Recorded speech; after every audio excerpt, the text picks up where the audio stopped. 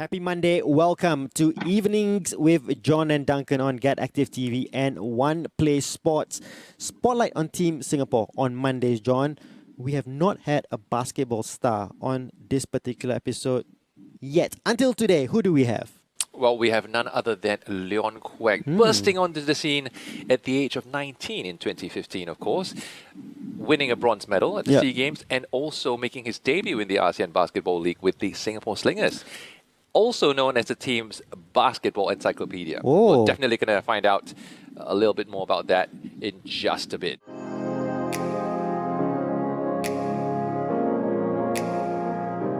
Well, Leon, welcome to the show. Hope everything has been good with you. How have you been coping now that we are into phase one? I think for us it's a bit knocked back, but I think for me, going through this for the last couple of months, I'm kind of getting used to it. But then it really made me learn to appreciate things a lot more prior to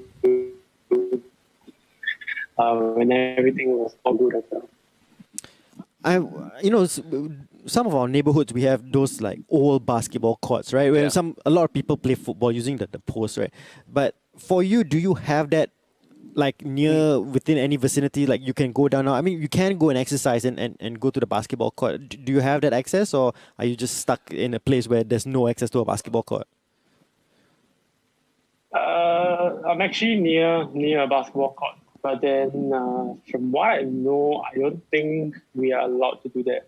Because when you see one thing, you see more people coming, and then it creates the community kind of thing. So I think it's a little bit harder for me because when I look through the window, I always see the basketball court, but you can't do it. So it's mentally, it's mind-boggling. Yeah, it's like within so reach. Near yet so far. And correct. But I mean, it's not quite the same thing, isn't it? I mean, even training from home and we do know you've been pretty active as well for ACTIVESG Basketball Academy. A lot of the online tutorials, because I've seen quite a few of those videos going around. Maybe you can share a bit about that as well. I think prior to this, so how it started off is actually them kickstart their first online program, which is with Singapore, which is, as we all know, a former slinger. And then because of an injury, he moved on to be the head coach over at ABA, right? So then I gave him an idea that why not you have us on and then give us an opportunity to learn also at the same time how the virtual training is about. And then we get to share our experience with the younger generation and especially the ACTIVESG kids, which of course get the opportunity to touch a lot of young lives. So that's how it started. And then from there on, I think we just try to include everyone where we bring different expertise in terms of our game. So that's sort of how we have gone. And for me, I really appreciate training so much more because now it's being taken away from me. You're still young in your career, and hopefully there are many more years for you to come as a basketball player. But is coaching something that that you feel you want to step into post basketball career? I think for me personally, I've always wanted to teach in a way or another. So growing up, my aspiration was actually to be a teacher. So that was a big dream of mine. And then as I grew older, I found that being a teacher is not just about teaching; it's also about academics, and then you have to go through the different process to get there. So I'm not going to close that door on me being a teacher one day. But I think coaching is another way that we can actually learn to teach. And then there is no curriculum to it, actually. It's more of what you think is the right process. And then from there on, it creates creativity. And then it allows you to do it your own way. But at the end of the day, of course, making sure that the kids go through the pipeline of the different rules and skills that they need to be a good basketball player. So I think coaching is one area that I'm definitely keen because it's always been my dream to share and impart knowledge. And I think I read it somewhere before that you haven't leave anything behind if you just go off and go away with sport, taking all the knowledge along with you because you don't get them without the seniors that came before you imparting them to you. So I think the least that I could do for myself is that when I walk away to sport, I throw everything that I have to the younger generation, and from there on, hopefully they can bring the sport to greater heights. Wise words indeed. I like that. I like that. Like you need to give back to the, Right. someone has given something to you. When you do leave the game, you give it back to the next generation that's coming up. Yeah. We are in a strange time in the world right now. A lot of people have gone back to work. I think 75% of the workforce have gone on to work. But with circuit breaker and phase one, and not many activities to do besides going to work, have you found something new to keep yourself entertained during this period? Actually, at the start of this whole virus thing, that we go into lockdown, and then we stay at home for the first month, right? So prior to that starting, I actually was thinking, how am I gonna sit myself down for 24 hours in 1 month when I can barely even sit down for 5 minutes in a day? So then that's when I kick-started this little challenge, which is a 10,000 push-up challenge, where I challenged 10 people to join in the fun, and then of course it expanded from there on. And for me, it was kind of like something that you wake up for. So like prior, during the season, you wake up to know that, okay, the first thing on menu is training, and then you go to lunch, and then so on and so forth, and then you come back training again, and then dinner, and then sleep, and then you repeat the whole cycle all over again. Yeah. So with this challenge, it kind of make you think like, okay, now I wake up, I have this amount of push-ups to go. So so then throughout the day, you will try to overcome that. And then at the end of the day, you kind of look back and see, okay, so this is what I've done. And it kind of keeps you engaged in terms of physically, of course, with the push-ups. But I think mentally, it also helps you stay away from negative thoughts, where you start to create thoughts like, so why am I actually doing this? Yeah. So like why am I at home, and why not be the first one to go out there and shoot the basketball, where of course you're gonna get in trouble. So I think with that being said, there's a lot of mental challenges that came along with me personally, because I'm someone that's really, really active, and I don't remember the last time that I stayed within the four walls of the house for 1 month without stepping out of it. Yep. So yeah, that was a big challenge. And then I've also learned to start my reading once again, because it was actually something I wanted to do this season, where I started to read a little bit more, get a little bit more knowledgeable. But then, like being athletes, so we are tired. So every time we procrastinate, right? I think let's do it tomorrow. And then tomorrow becomes like a month later, and then 4 months in, 5 months in, the book is still page 10. So yeah. So I think for me, that's one thing that I've done. I'm actually very proud to finish the book in 3 days. So so that has kept me mentally sound and ongoing to keep me moving in the right direction. Very interesting. A couple of parallels there from Leon's sharing earlier. I think from our earlier sessions also, I think with Martina, with Shayna, some parallels that are drawn. I think it's an athlete's life, really. The part where you talked about waking up to training and then going for lunch and then having that routine basically that you go back to, and even now trying to have that routine in order to stay focused, in a sense, of course, having the physical aspect. And then, of course, also the mental aspect that you talked about. And I also recall, I think it was Shayna as well, and as well as one other athlete on our show who also talked about not recalling, I think Martina, not recalling the last time they were stuck within the four walls for such an extensive period of time. Because as athletes, particularly, you guys travel all the time. You go overseas for competitions, even within like 1-2 weeks, you travel even sometimes in more than one city and all that. Yeah. And then suddenly, this is the other extreme. So I think if we're talking about even for just the average Singaporeans who are working locally, who are already feeling the crunch, how much more it is for our athletes who are used to traveling all the time. Yes. And then now you're trapped at home. It's unprecedented times, isn't it? And I think maybe the last time you were trapped in four walls was when you were grounded, when you did something bad, when you were smaller, you're grounded, you stay in your room. Yeah. Just bringing it back to the 10,000 push-up challenge. Two things on that. First, thank you for not challenging me on that. All him, really appreciative of that. But the second one is like, what? So 10,000 push-ups over how long? I mean, what's your record? Just do it until you hit 10,000.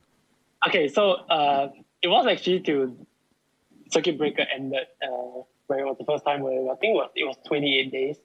So the goal, actually, I was thinking, so what's a good number to get to in 28 days? So I first thought of the idea 1,000. So it's like 1,000 is probably like 30 push-ups a day or like 40 push-ups at max. It's like that's way below our routine, right? So for me, then I look at the next number, 5,000. So it's like, I think it's not so impossible. So then I jacked it up to 10,000.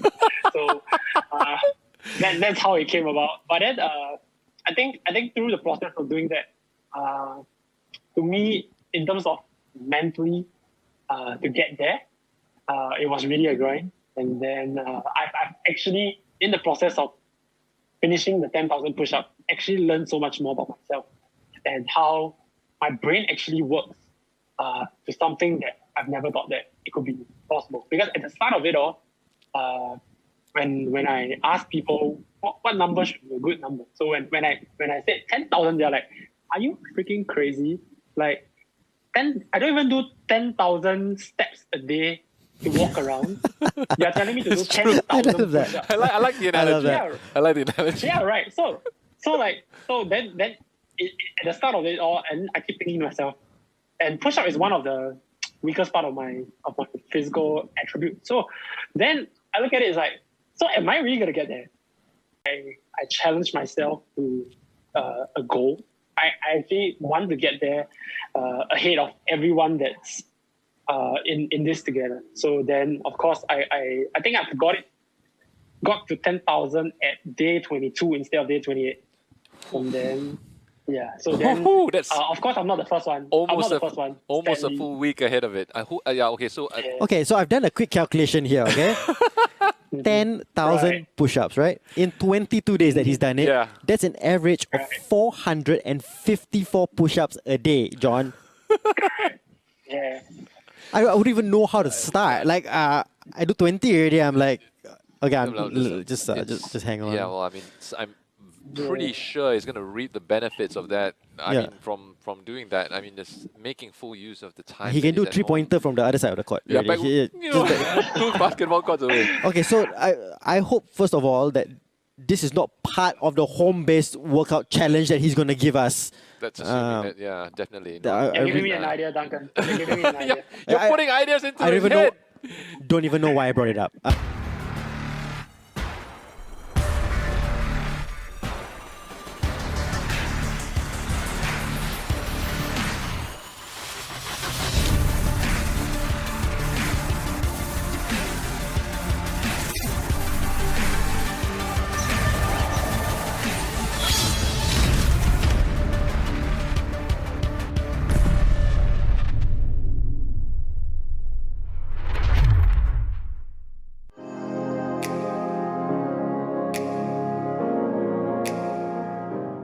So obviously you've been keeping fit.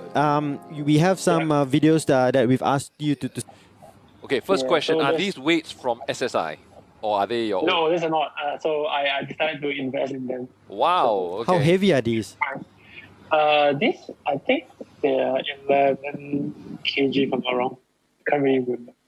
So these are three main exercises that they think that we are expert in, but actually the fact that it's not. We do them, but that's just a small part of it. And then there comes the isometric exercises, right, where we learn to export from point A to point B at the quickest possible time, and then generate the most energy of it. So then those comes with a lot of control and all the other factors. So Okay. those are two of the big things Okay. that we do during the season in terms of strength training. Okay, so this is a Romanian deadlift actually with the barbell when we are doing it in the gym. So of course I don't have the barbell, so I just had to change it a little bit, which is using two dumbbells to do it. So for me, you can see that actually with the right leg, I'm actually a lot more stronger, and then went to the left leg. I kind of lose the balance a little bit. See, so from there, I know that it's going to be challenging. But I think that's something that I'm not really strong with. And then now with the single arm dumbbell rows, which is something that we do very often, because a lot of our workouts are actually one-handed based, especially when we pass, we throw a ball, we shoot the ball, everything is one-handed. So of course this comes in to create that power that we need in our sport. So without a doubt. He does it easy, slow. He gets the technique right, no rushing through. Yeah. What he does. So it's actually a quick pull, and then you control it on the deceleration. So for me, I've actually never been like the biggest guy on the upper body. That I've always been known to be like the skinny guy. Where since the first day I stepped foot into the national team, they actually said that if I don't get bigger and stronger, I'm not gonna make it. So of course, then that's where it started with me going to the gym. I think Working with the strength coaches to understand. Okay, so this is supposed to be a trap bar jump squat actually. So then of course I don't have that trap bar, so I thought of the closest variation we can do is the jump squat. so. This is to get power in your legs, isn't it? Correct. Yeah. So I think it was actually the first exercise of my workout during the week. Okay. So what this does is that it creates that warm-up stimulation where it's a full body power extension from the legs to the upper body to drive up. So for me, that is something that I really love. So anything to do with squat, I love. But anything to do with deadlift, I'm actually not so good at. So that's why you see at the Romanian deadlift part, I kind of struggle a little bit with the Alex. So that's also part of the reason why I try to incorporate that into my routine, because like they always say, you strengthen the strengths and also you gotta improve the wings. So just watching his workouts, it's exercises that we all can do, but it's about getting the technique right. And then once you master that technique, you get it right, you will see the benefits. And a lot of people, I think, they are doing exercises, they don't really sure the right way of doing it, and they don't really reap the benefits of it. Speaking of reaping the benefits, Leon, so we have this challenge on Spotlight on Team Singapore where, after we enjoy watching your home-based workout videos, you get to get one of us to experience it, right? And we know where this is going. so you should like get one of us to try and do it. And I mean, John loves his workouts. John he loves doing workouts. it. Yeah. What, John has also done more workouts than Duncan has. He's done just one more workout. I mean, Right. Okay. So before we even get there, so can I just ask Josh, so why are you smiling before, or like laughing before all of this got started? Yeah. Well, When he said about it. because the last episode, if everyone recalls, Duncan managed to talk his way out of doing it. So we're gonna see whether he's good at there's doing no that pressure. again today. No one's holding anything to your head, right? It's all up to you. Everyone has their free will to decide. Right. All I'm saying is, you know, John, have you seen his Instagram? He's just working out non-stop. Yeah. He's working out right now as he's speaking to you and me. Right. Fantastic. And I've also seen Duncan carrying his baby. Yeah. So So I mean, it's part of his workout too. it's part of his workout. Part of his workout. Oh my god. Okay, before you challenge one of us, which is the workout? Okay. Which is the workout? Which is the workout? Maybe since Duncan gave me an idea to do the push-ups, maybe we should go do the push-ups. Since it's something that I have been doing, and then I think I'm a little bit more confident about it. So, of course, I'm not gonna put Duncan alone to this test. Good grief. Oh man. So, how about like all three of us do it? So All three, okay. Yeah, all three of us doing it. So what is the number? I think Let's do maybe a cumulative. Cumulative, Yeah. okay. Okay. Sure. What is the number that I mean, in one shot live, this one we cannot do like a progressive one like Yeah. next episode and Right, we for do another sure. one. So For sure, within for sure. within a single goal, each of us, Okay.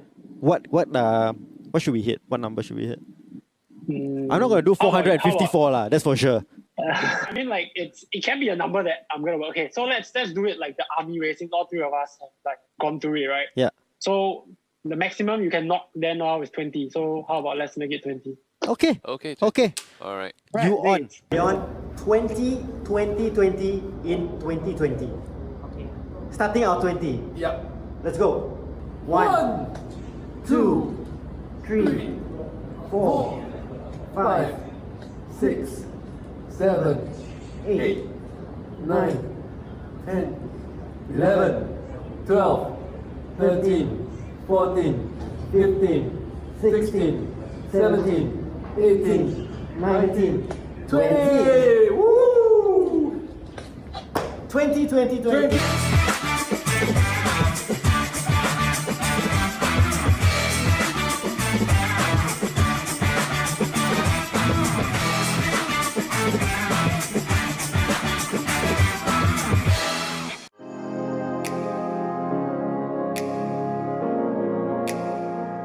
Fantastic. Okay, so now it's my favorite time of this of the spotlight of Team Singapore because this is when I get to throw some trivia at John's way.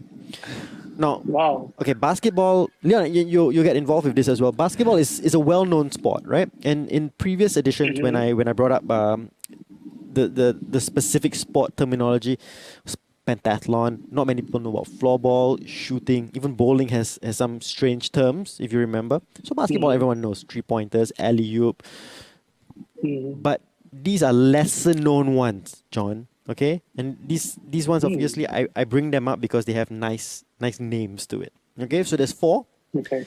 Cool. I'll ask him first, and then if he doesn't know, I'll bring Leon into this. Okay? The first one is, Okay. in basketball, what is a brick? A brick. Yes. A brick. Wow. A defensive formation? No. Not bad. I would. Yeah, that's actually a good one. But it's wrong. But it's wrong. Leon, do you know what a brick is? What's brick? So these Yes, are terms. actually, Okay. the break. The break is actually what we do on transitional offense. So that's what we call going on a break. So where the opponent misses the basket or make a basket, and then we want to get a quick hit. That's what we call going on a break. A brick. Am I No, right? it's a brick. Oh, he's saying it's brick. BRICK. Brick. The brick. Oh, be a brick. Okay, sorry, Yeah. I heard it wrongly. Okay, Yeah. a brick is that. We always use this term in the Slingers actually. So every time when you miss a shot, we call it a brick shot. So then we also make it fun, saying that when you miss a lot of shots, you're actually building a bungalow. Yeah. So we get to the point where if you know that you're missing a lot, you're gonna hear from somewhere that hey dude, we are not here trying to build a bungalow. So can you I love it. make like one shot? I love it. I love it. I love Okay, it. so I love it. the I love actual it. I love it. terminology from the website very almost very accurate to what he said, but it's more of a poor shot that bounces hard off the rim or backboard. So it's like a brick, like boom, Oh, comes off hard. okay. Now I get so it. you got it, Leon got it. Yeah, Okay? you got it right. Yeah. Your defensive formation also, although to be honest, it could be a brick wall, like a brick wall, right? So defensive formation. Yeah, for because sure. I'm thinking from a context I'm blocking you. Yeah, no? No. Correct. Wrong. No, okay, wrong. good. Second one, what is a cutter? A cutter. Yeah, Wow. a cutter. It's very technical. Yeah, cutter. Yeah, it is. It is. Basketball cutter. Nothing. This one is. I have clue. no guesses for this. No No clue. clue. Yeah. Leon, I think you know. You seem like you know. Yeah, I do. So so in the game of basketball, right? As we all know, there's only one ball, correct? So the one that get the ball and drive towards the rim, it's called the driver. Yeah. So by doing the same action towards the basket without the ball, it's called a cutter. Yeah.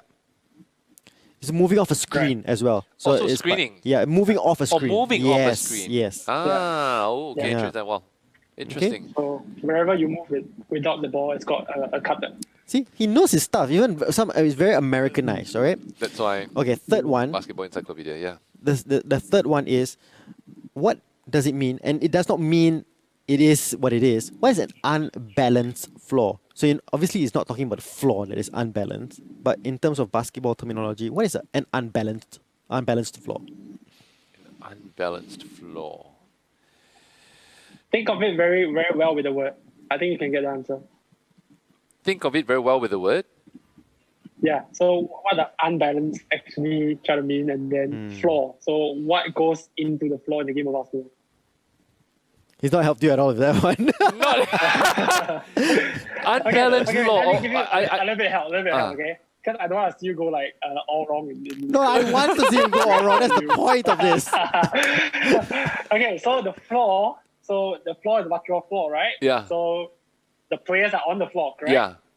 So in what situation do we get an unbalanced floor? So unbalanced player on the floor. So Or someone we falls know over. that Falls 10 over. Yes. ten That's exactly what five he people on means. each team. Someone So what fall does that over. mean? So somebody falls over and that's unbalanced. Yeah, correct. Unbalanced floor. That's oh, what it wow. means. Yeah. I think I'm giving too much hint. That's not what he means at all, lah. Okay, an unbalanced floor means I thought I got it right. You made me excited for a while. Yeah. it's when someone falls down. That's So what it means. I have an analogy, and I have an analogy to explain this. Okay, go for I it. think it will be really, really funny. Okay, so so a floor where we in the basketball terms use the word floor is because the guys that are playing on the floor. That's how the whole term came about. So then when we talk about unbalanced, is that because in basketball we have positions. Just like soccer, we have midfield, we have defender, we have striker. Yeah. So generally, in basketball, we have 2 guards, 2 forwards, and then 1 center. Yeah. So if you have 5 Lavin on the court, Oh. essentially that and I see. Oh, okay. Unbalanced Oh, floor. I get it now. so we don't have 5 of the same position on the floor. I see. So that would, too much of, not a balanced team, lah. basically. Yeah. Okay, I get it now. Thanks. Good. It's really an encyclopedia. Huh? It's really an I encyclopedia. said people falling over. Okay, final one. Okay, I think it might be a tricky one for Leon as well. Yeah. What does it mean when you point your pistols? Point your pistol Yeah, very when Americanized. people are about to shoot. No. Is that your final answer? Point your pistols. Can't think of any other. You- No. No. Nowhere near. Leon, do you know? Do you have an idea? Point your pistol. Yes, I do. What is it? Okay, so how does the word pistol came from? It's actually like this movement that we do, right? So it originates from a coach that started this theory whereby at all times you have to have this ball you man concept on defense. So as we know, ball you man, so you have to be always in between where the direction of the ball is and the man that you're defending is. So in order to do that, you have to be in a position where, of course, it's sort of like a triangle that we form within the 3 of us. And then how the pistol stance came about is using your 2 hands to make sure that you're in the correct position, and making sure in that position you can see both of them using your hands like this, pointing towards them. That's the pistol stance. It's all about body shape. It's fantastic, man. He knew every single one. That's why he's the basketball Wow, that's encyclopedia. impressive. Leon, really impressive. Really impressive. That one. Fantastic. And have you learned something today? Well, I learned not just something, I learned 4 things. Or at least within this context of Yeah. this game, I learned 4 things. Great stuff. Oh, great stuff. Great stuff. Look, obviously, it's tough right now. Every sportsman in the world wants to get back to some competitive action Yeah. at some point. Leon, for you, before we get into what you can look forward to for the rest of the year, in terms of great memories that you've had as a team Singapore athlete or a Singapore Slinger, what would it be? Like a highlight. Okay, I think I can't really give like one moment exactly in my career as of now, because like my career is not over, right? Yeah. So, but as of now, if I look back and see what something that that really struck out to me till today for Team Singapore, which I've been a part of 6 years, it would still be playing in front of our home fans 2015 series. Yeah. I think many people would have thought it's a 26-point explosion I had this season against Fulham Braves, which I think I'm happy about.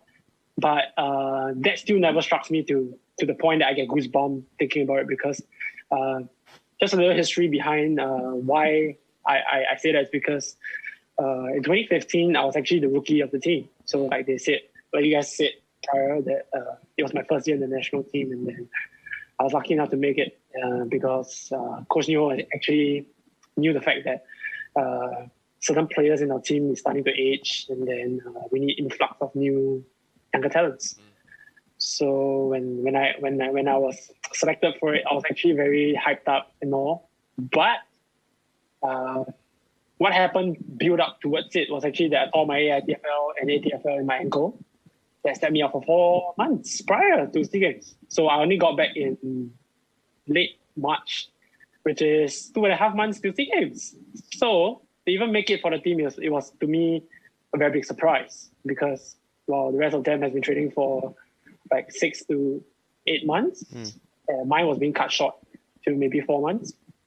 And then to know that when we step out onto the floor, no matter you're the first guy in the team or the last guy in the team, to have that many Singaporeans to come up to the game and actually support us was actually a big feat.